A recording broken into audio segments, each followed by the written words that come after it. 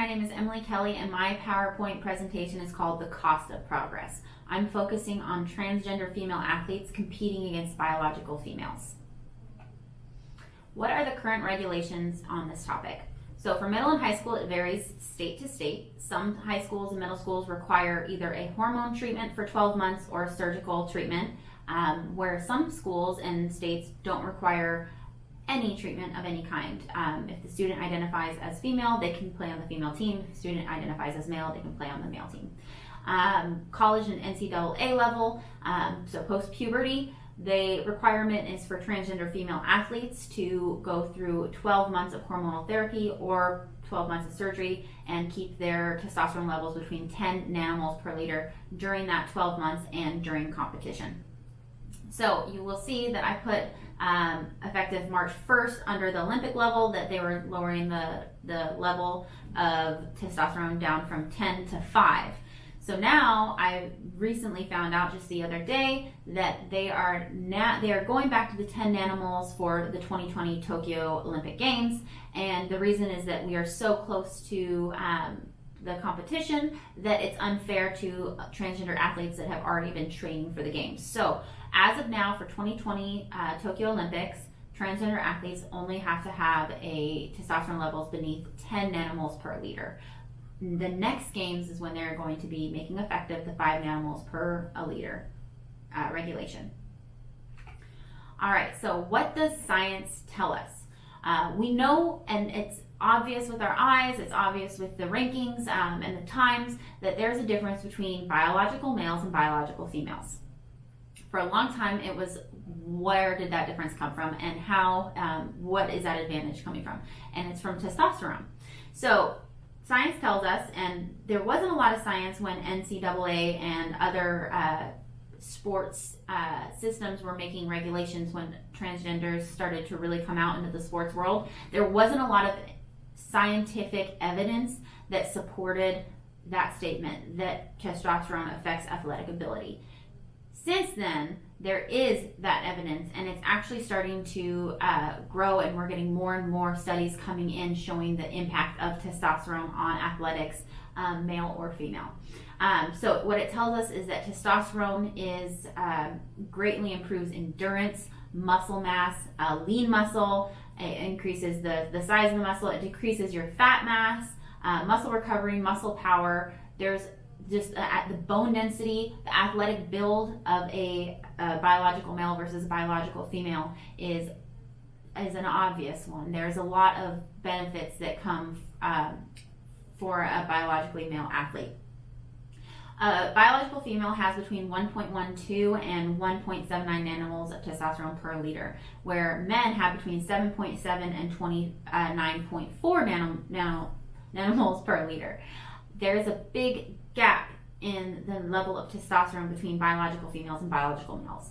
If the regulation for transgender females is only to bring that testosterone down to 10, it is still almost 5 times more, or over 5 times more, the amount of testosterone in the average woman.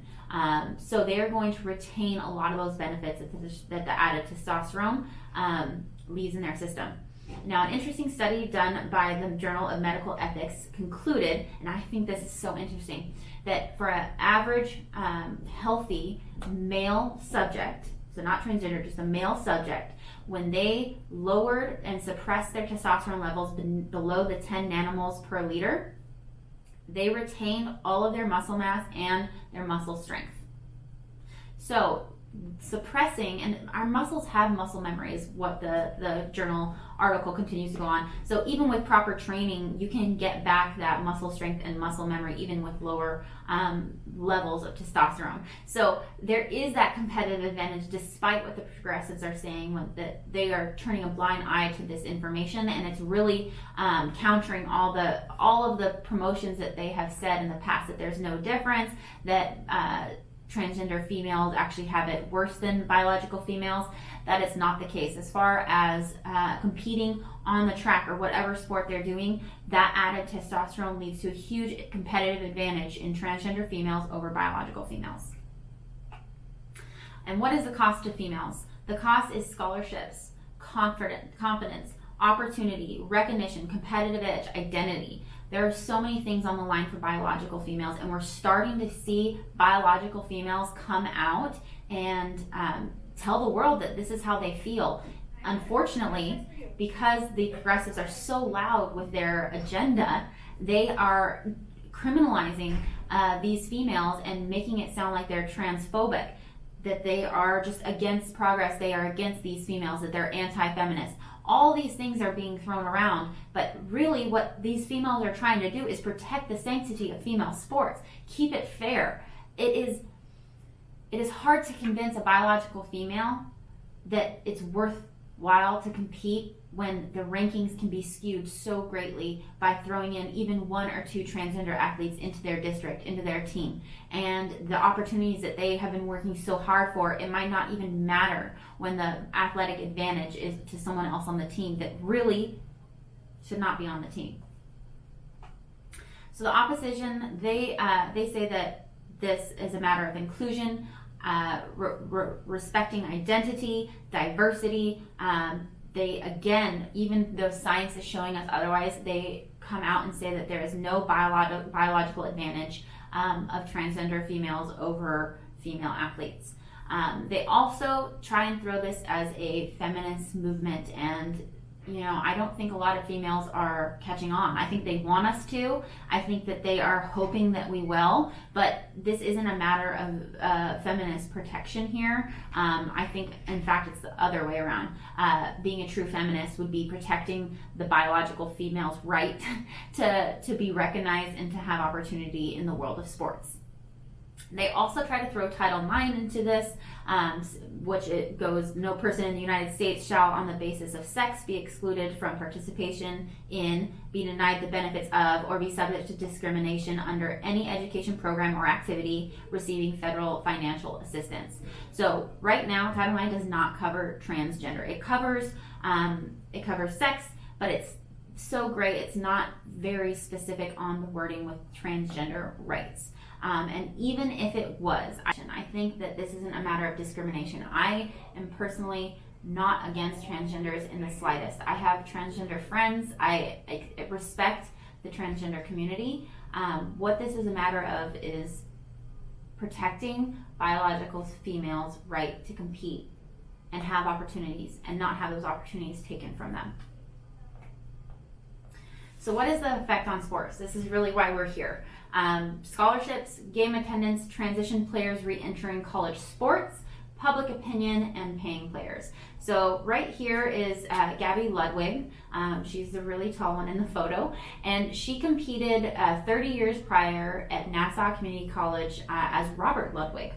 Between 2007 and 2012, she transitioned, and in 2012 she decided she wanted to play basketball again. But she had already used up her eligibility.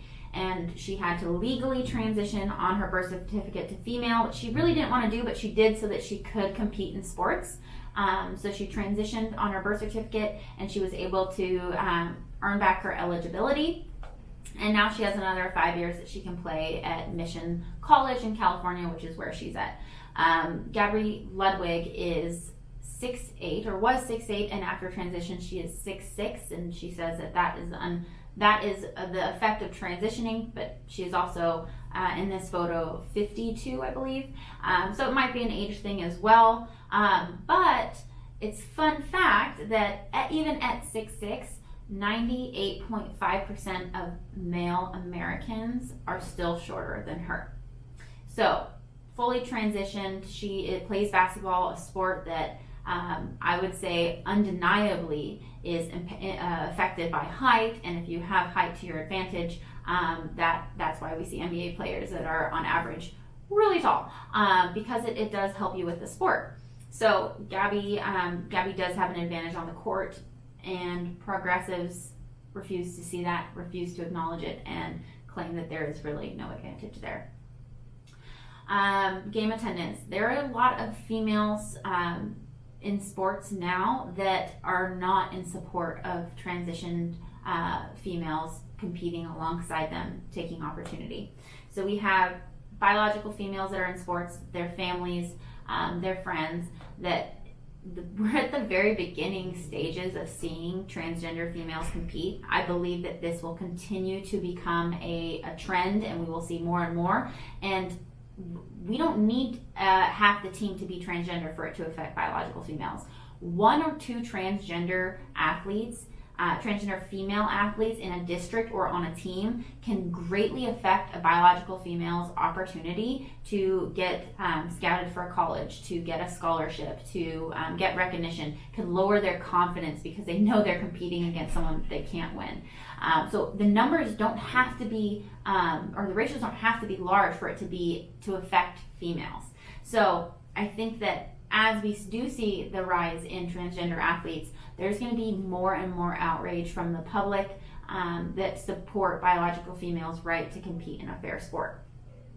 I think that sports has always been this protected, safe space for players, and this might seem counterintuitive to what we're discussing here, but it's designed to be a protected, fair field that people can go out onto the field, onto the court, and they know that they are up against someone of equal footing. You know, there's a lot of growth and development and courage and confidence that is developed playing these sports, and to completely bring in players that are going to dominate in that sport and greatly affect somebody's chances, you know, that defeats the purpose of what the sports were for. So I think the image of what sports is and what it stands for is going to be greatly negatively impacted the more we see transgender females taking the podium and taking the wins from biological females.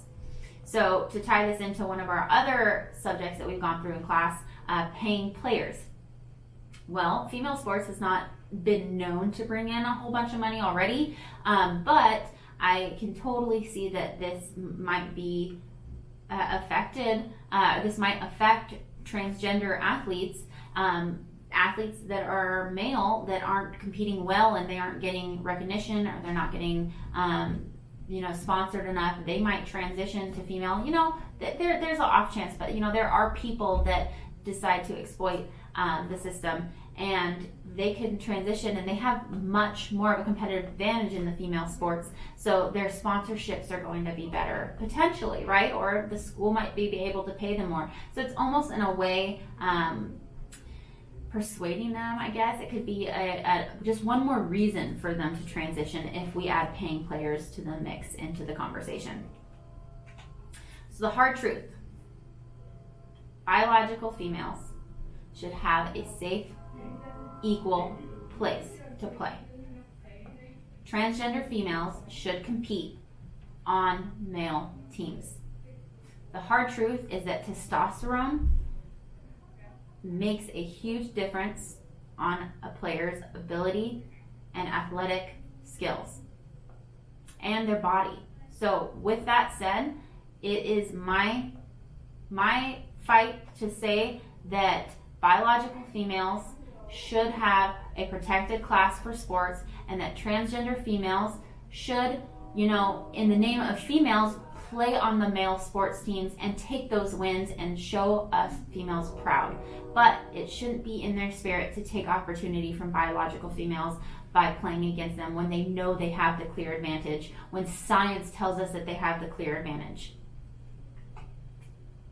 The solution, as I mentioned, is for transgender females to compete on the team that they were assigned, the sex that they were assigned at birth. So transgender females would compete on male teams if they elect, or they don't have to compete until we get to a point in society where there are more transgender athletes, which trending now, there are more transgenders. It's like double the amount of transgenders this year than it was over a decade ago. We have 1.4 million transgenders in the US. And I think that as the public becomes more comfortable seeing transgender athletes, it will encourage transgenders to play, and we'll see more of them participating in sports, which I think is a healthy and beautiful thing to do. But I think until we get to the point where there is a separate transgender team, transgender female athletes should compete on male teams. Thank you for listening. I hope you enjoyed my talk, and I hope it was thought-provoking.